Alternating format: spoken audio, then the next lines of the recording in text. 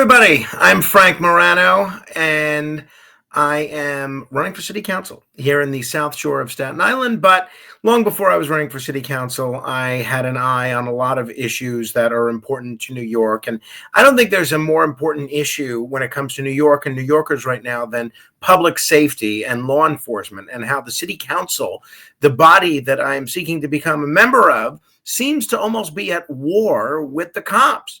If you look at what we're seeing now in the efforts by some council members to do away with the NYPD gang database, you see how crazy this actually is. If you have not heard about this, let me educate you. This is insanity, absolute insanity. The New York City Council is trying to strip the NYPD of one of its most effective tools in fighting crime, the gang database. That's right. These so-called progressives want to get rid of the criminal group's database, a tool that helps law enforcement track and prevent gang violence. They want to pretend that gangs don't exist, that crime doesn't happen, and that New Yorkers don't deserve to be safe. Let's get one thing straight.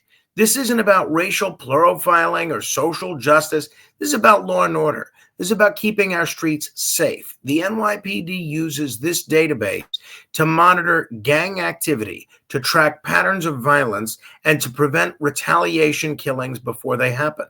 You know what happens when you take that away? More shootings, more stabbings, more dead kids in the streets. But apparently, and in the case of Staten Island, more home invasions, more auto theft. But apparently the city council thinks that's a price worth paying so they can score woke political points. The reality is that gangs are terrorizing neighborhoods. They're recruiting kids, running drugs, committing violent crimes, and leaving families shattered. And instead of standing with the law-abiding citizens of this city, the hardworking people who just want to live their lives in peace, these politicians are siding with the criminals. They are literally making it easier for gangs to operate without scrutiny. It's disgraceful. Now, let's talk about accountability.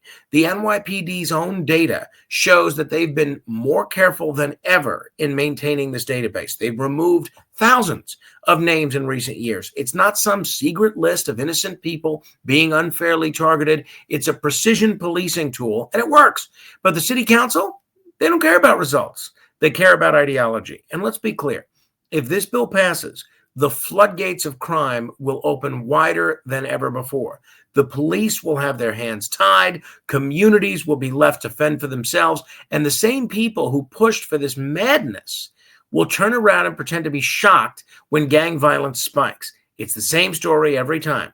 These politicians dismantle law enforcement tools, crime rises, and they scratch their heads wondering, why? Well, I'll tell you why. Because when you defang the police, the criminals win. It's that simple. If I'm elected, I will fight this with every fiber of my being.